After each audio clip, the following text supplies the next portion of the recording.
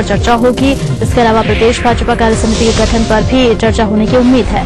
गौरतलब है कि पिछले महीने डॉक्टर रविंद्र राय को प्रदेश भाजपा अध्यक्ष बनाने के बाद से असंतोष बना हुआ है। गुमला के आत्मसमर्पण करने वाले पूर्व पीएलएफआई नक्सलियों ने 15 दिनों के अंदर सरकारी मदद नहीं मिलने पर दोबारा हथियार उठाने की धमकी दी है। साल 2011 में सरेंडर के बाद उन्हें पुनर्वास नीति समेत अन्य योजनाओं का लाभ देने की घोषणा हुई थी, लेकिन 2 साल गुजरने के बावजूद उन्हें आश्वासन के लॉलीपॉप के सिवाय कुछ नहीं मिला। गोड्डा के भाजपा सांसद निशिकांत दुबे ने कांग्रेस नेता पर राष्ट्रपति के प्रस्तावित दौरे को टालने की कोशिश करने का आरोप लगाया। देवघर में सांसद दुबे ने कहा कि इसके लिए राजभवन से भी मदद लेने की कोशिश हो रही है। उन्होंने उम्मीद जताई कि राष्ट्रपति जरूर संथाल परगना आएंगे और इससे इलाके के विकास में और तेजी आएगी।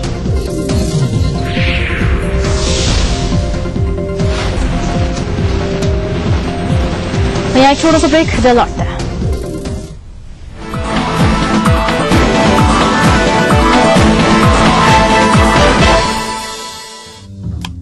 जो है Mumbai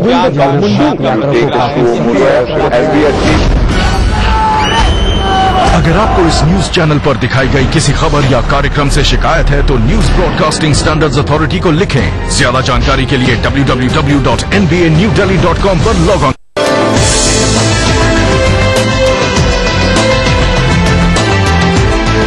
एरल hospital and research institute शीघ्र ही आपकी सेवा में। परियों ने चुना है मुझे भी एक परी बनाने के लिए।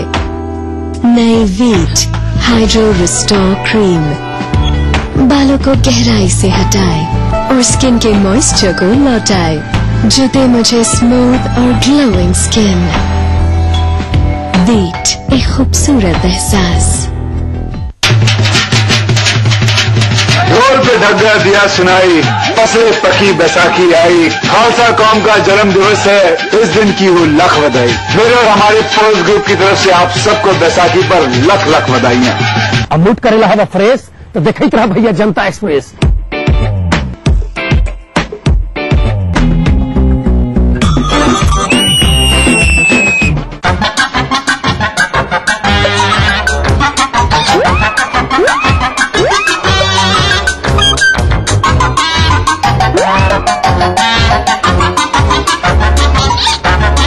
अरे मूड करना है फ्रेश तो देखते रहिए जनता एक्सप्रेस, हर रविवार सुबह 11:30 बजे सिर्फ ईटीवी बिहार। इस कार्यक्रम के सह प्रायोजक हैं टोरियन वर्ल्ड स्कूल, 2 कदम आगे। स्काई हेल्थ सेंटर, स्वास्थ्य का वादा, स्काई का इरादा। यमुना आवास डेवलपर्स इंडिया प्राइवेट लिमिटेड। बढ़ रही है जनसंख्या, घट रही है जोत, ऊपर से महंगाई का बोझ, विश्व बाजारों में जारी है प्रतिस्पर्धाओं का दौर, कृषि उत्पादन और आमदनी बढ़ाने की होड़। हम बताते हैं आपको कैसे करें कम लागत में अधिक उत्पादन। उन्नत बीज, नई तकनीक और विविधीकरण से बनाए संपूर्ण, समृद्ध और खुशहाल भारत। अन्नदाता देखिए हर रोज सुबह 6:30 बजे।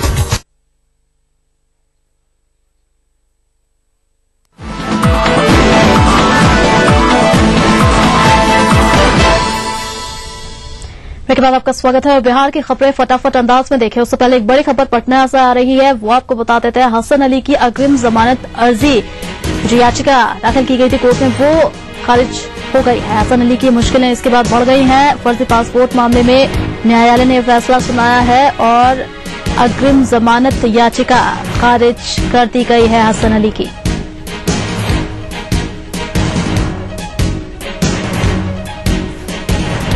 अब जो अगली सुनवाई है इस मामले की, वो 25 अप्रैल को होगी। हाल फिलहाल अग्रिम जमानत याचिका की जो अर्जी दाखिल की गई थी कोर्ट में हसन अली की, वो कोर्ट ने खारिज कर दी है।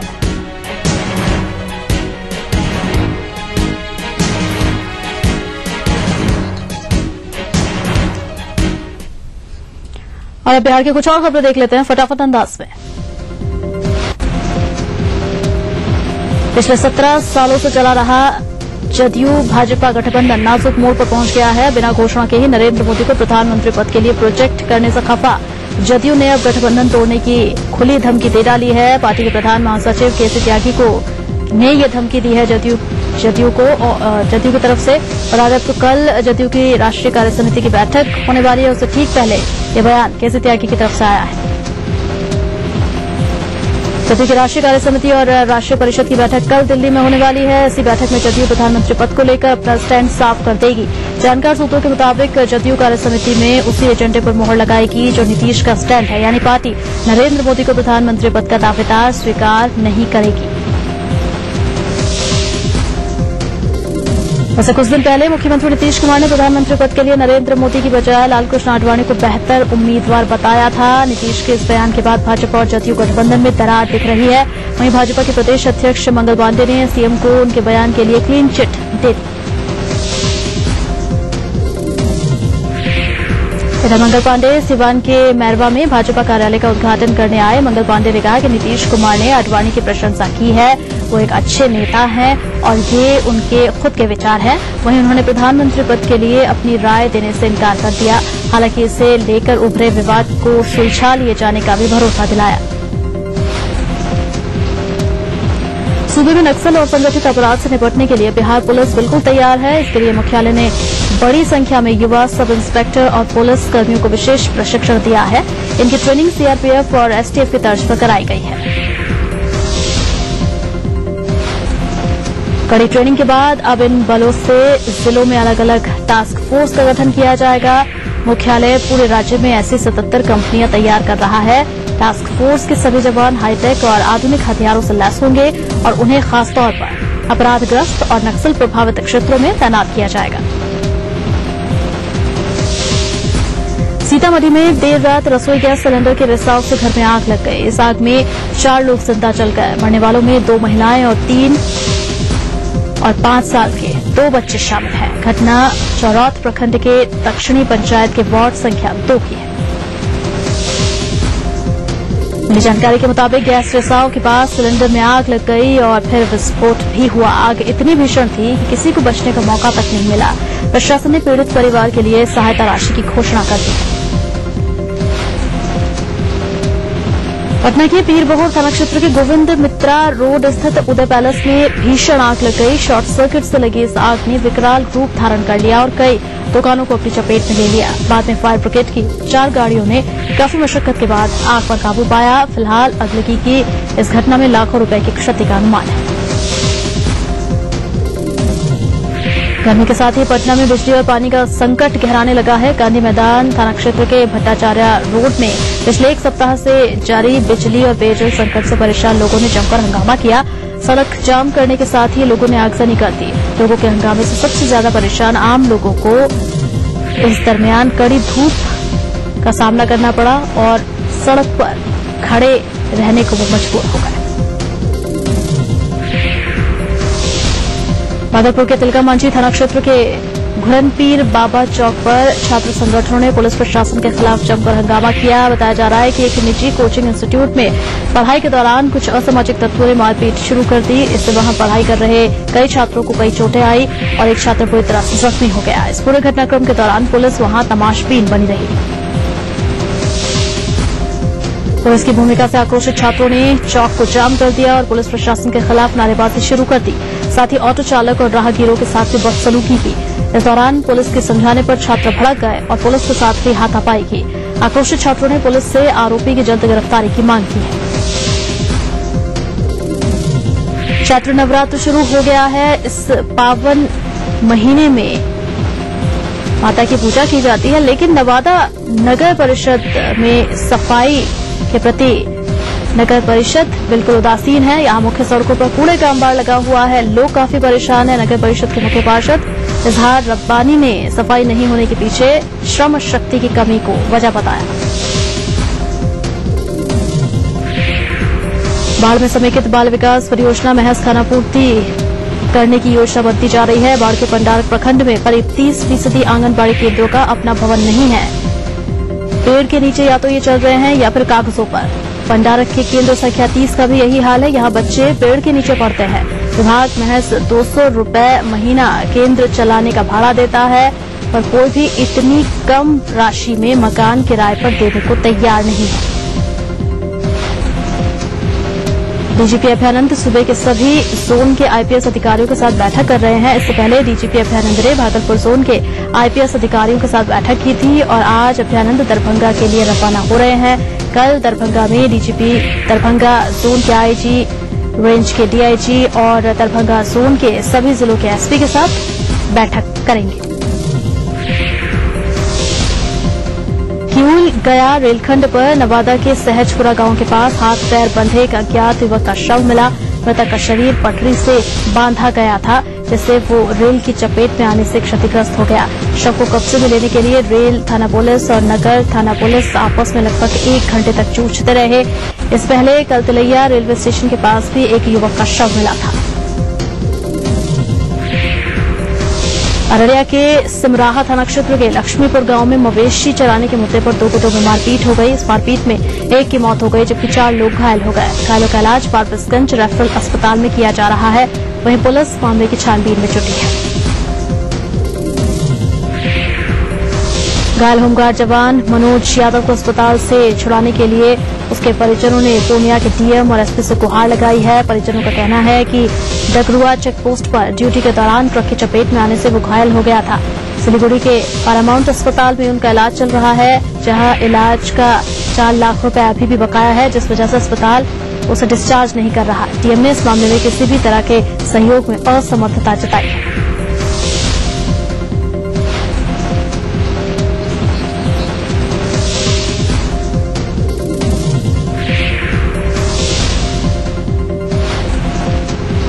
नई दिल्ली से गुवाहाटी जा रही राजधानी एक्सप्रेस की पार्सल बोगी से कटिहार में चीन निर्मित सामानों को बरामद किया गया है। आरपीएफ और जीआरपी की संयुक्त छापामारी में 66 कार्टन में बंद विदेशी सामान जब्त किया गया। इनका मूल्य लाखों रुपए आंका जा रहा है। जब्त इन कार्टून्स में चीन निर्मित मोबाइल और इलेक्ट्रॉनिक्स का सामान भरा हुआ है।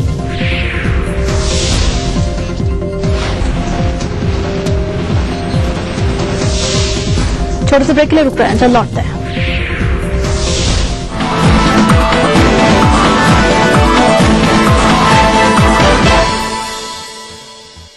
कोई बादशाह तो कोई शहंशाह, कोई एंग्री यंग मैन तो कोई स्टंट मैन, किसी का झगड़ा किसी का लफड़ा, लव हेट का मामला आम है यहाँ।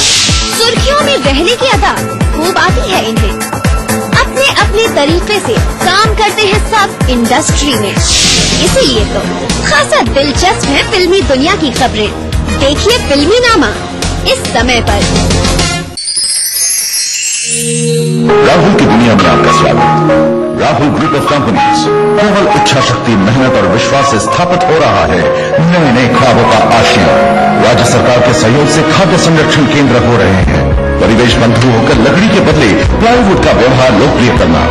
विश्व भर में विश्वायन के प्रभाव से आयात निर्यात व्यवसाय का प्रबल विस्तार, और ये सब कर रहा है राहुल ग्रुप ऑफ कंपनीज। सुनहरे भविष्य की शपथ।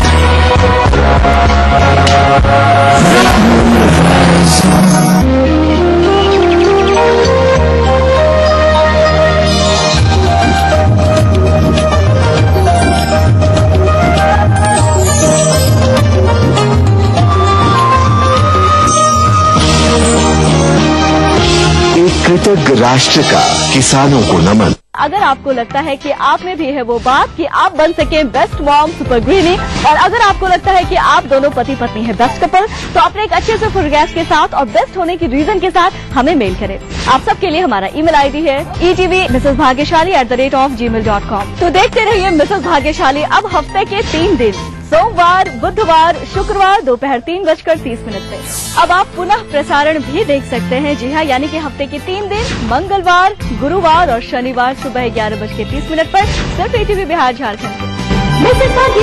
इस कार्यक्रम के सह प्रायोजक हैं टोरियन वर्ल्ड ग्रुप, 2 कदम आगे। पूरे परिवार का हेल्थ टॉनिक आइडोफॉल। आप healthy, India healthy. Your dream comes true, NSIBM Jamshedpur. Little wing school, Krishna Nagar, Booti Mor, Ranchi. Grizzly Vidyalaya, Koderma. Kerala Ayurveda treatment centre, lake avenue, Kanker road, Ranchi. NSIT beta, Patna, Bihar.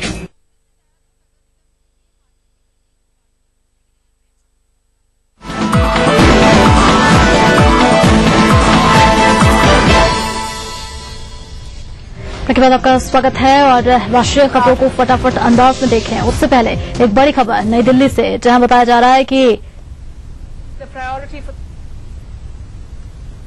आग लग गई है जेजे कॉलोनी में। जेजे कॉलोनी की झुग्गियां हैं ये, जहां आग लग गई है और इतनी भयानक ये आग है, ये आप देख सकते हैं तस्वीरों में। 20 दमकल की गाड़ियां मौजूद हैं घटनास्थल पर, कोशिश जारी है इस आग पर काबू पाने की। दिल्ली के जेजे कॉलोनी की झुग्गियों में यह आग लगी है और 20 दमकल की गाड़ियां मौके पर मौजूद हैं। आग पर काबू पाने की कोशिशें लगातार की जा रही हैं।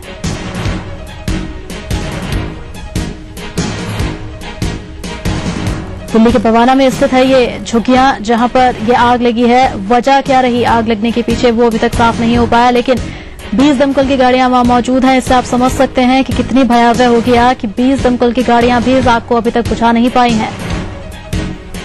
स्थानीय लोग भी मदद कर रहे हैं दमकल कर्मियों की, और दमकल की पूरी टीम लगी हुई है। 20 गाड़ियां, तकरीबन 20 गाड़ियां हैं दमकल की जो लगी हुई हैं इस आग पर काबू पाने के लिए, लेकिन अभी तक कोशिशें नाकाम होती हुई ही दिख रही हैं। तस्वीरें आप देख सकते हैं कितनी भयानक ये आग है जो कि दिल्ली में बवाना में लगी है जेजे कॉलोनी की झुग्गियों में। वजह क्या रही इसके पीछे, ये अभी तक साफ नहीं हो पाया है। वैसे जैसे जैसे गर्मियां बढ़ रही हैं, अगलगी की घटनाओं में इजाफा भी हो रहा है और इन सबके बीच दिल्ली में जेजे कॉलोनी में ये आग लगी है।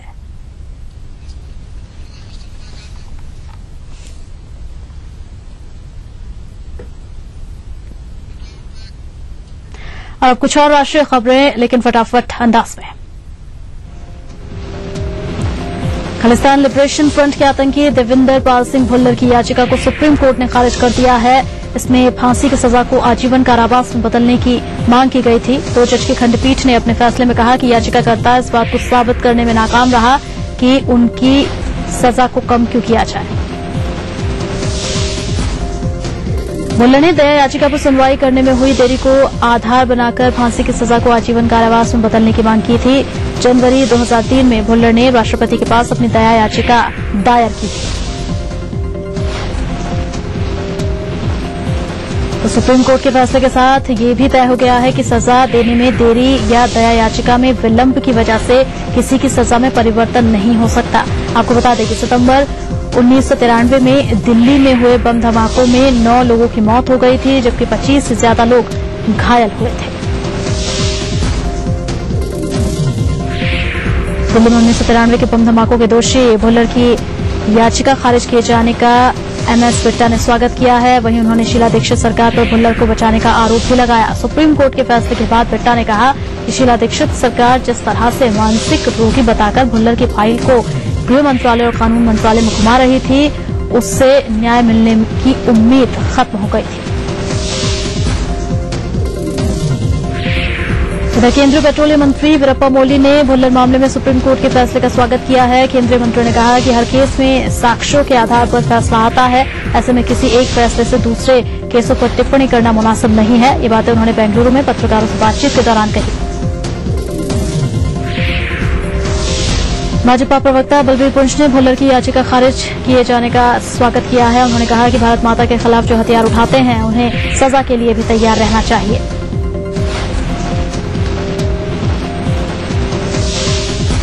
इधर कांग्रेस प्रवक्ता राशिद अल्वी ने देविंदर पाल सिंह भुल्लर की दया याचिका खारिज होने पर कहा है कि कांग्रेस पार्टी अदालत के फैसले की इज्जत करती है। सुप्रीम कोर्ट का फैसला देश को कबूल करेगा।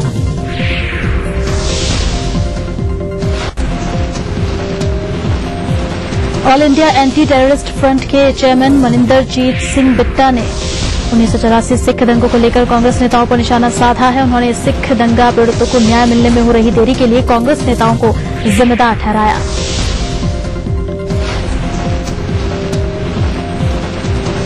समाजवादी पार्टी के राष्ट्रीय महासचिव रामगोपाल यादव ने कहा है कि कांग्रेस और भाजपा दोनों ही दल जनता को दिग्भ्रमित करने में लगे हुए हैं। उनकी सरकार बन रही है, जबकि वास्तविकता ये है कि इन दोनों ही दलों में से किसी भी दल की ना तो सरकार बनेगी, न ही उनका प्रधानमंत्री।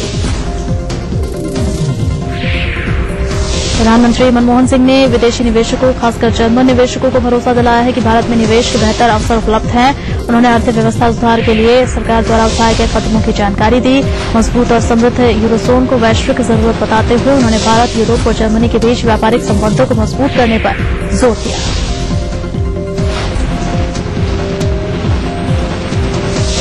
प्रधानमंत्री बर्लिन में भारत जर्मनी राजनयिक संबंधों के 60 साल पूरा होने के मौके पर पिछले साल मई महीने में शुरू जर्मनी में भारत के दिन के समापन कार्यक्रम में बोल रहे थे। इस मौके पर जर्मनी में भारत की राजदूत सुजाता सिंह ने इंडो जर्मनी फ्रेंडशिप में आर्थिक, विज्ञान, तकनीक, शिक्षा, शोध, संस्कृति और वाणिज्य क्षेत्र में सहयोग बढ़ाने पर जोर दिया। वहीं जर्मनी के विदेश मंत्री ने भारत जर्मनी के बीच मुक्त व्यापार और निवेश को बढ़ाने की बात कही।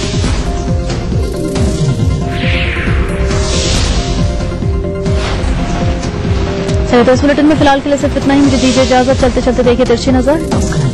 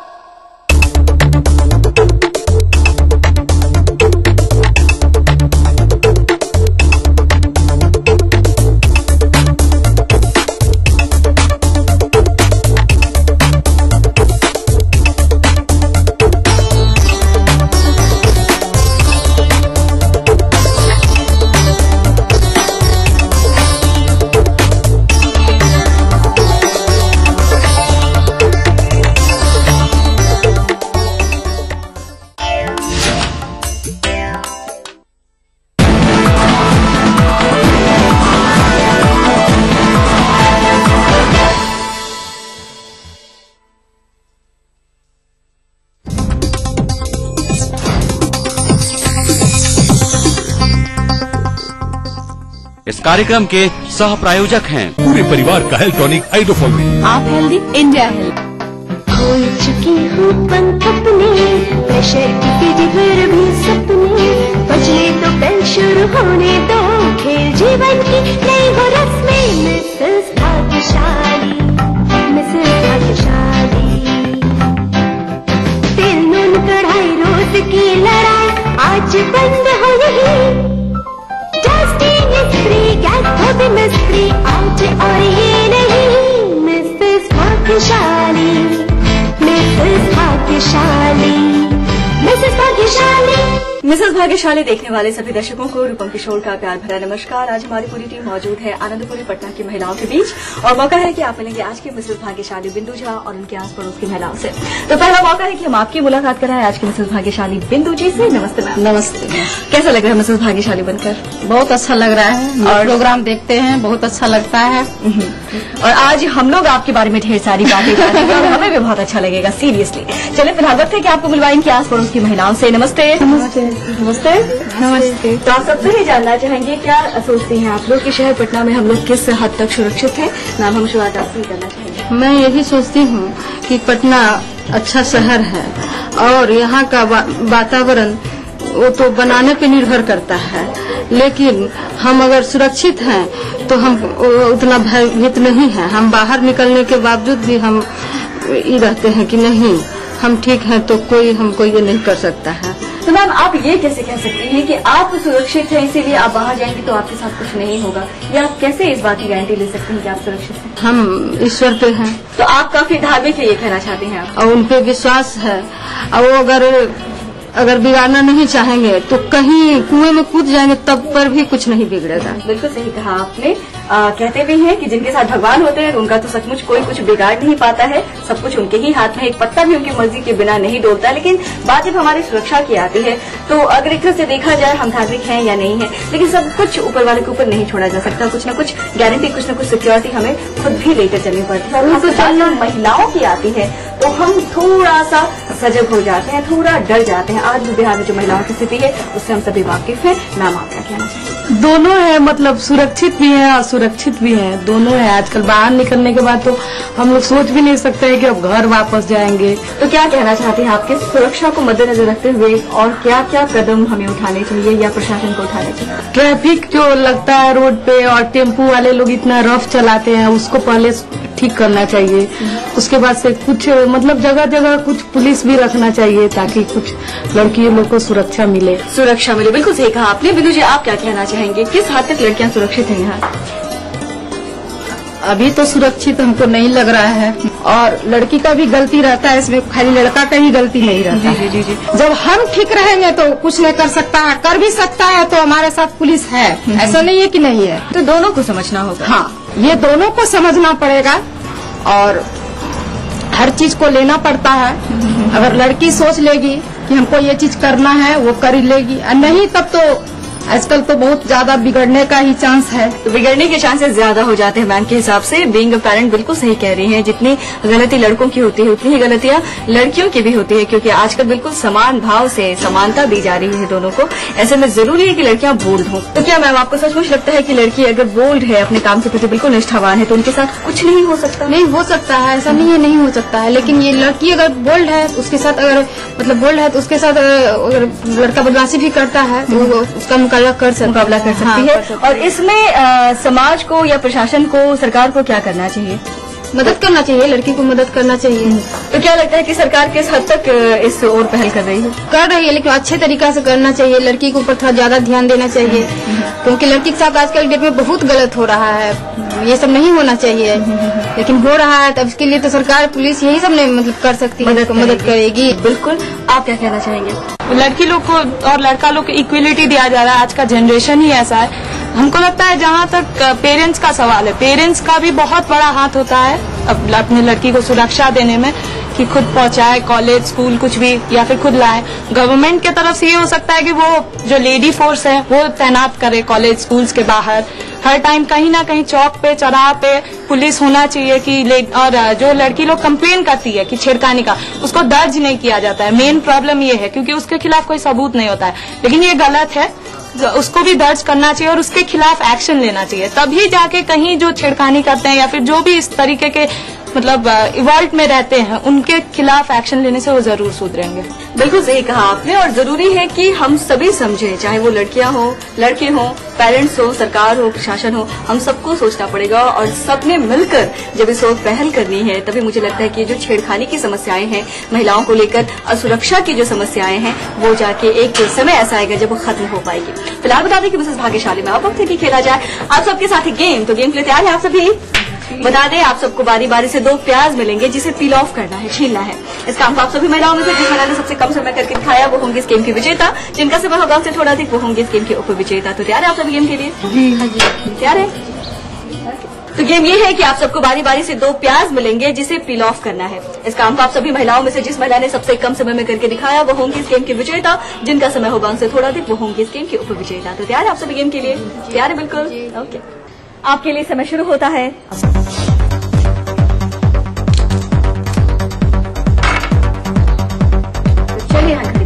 आपके लिए पूरे 31 सेकेंड बारी है मैम, अब आपकी। तो तैयार है आप? जी। आपके लिए समय शुरू होता है।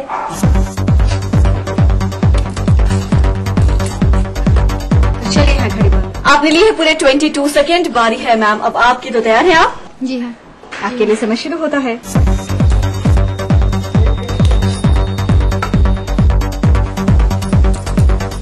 तो चलिए है घड़ी बंद। आपने लिए है पूरे 33 सेकेंड और आखिर में बारी है आपकी। आप तैयार हैं? जी। आपके लिए समय शुरू होता है।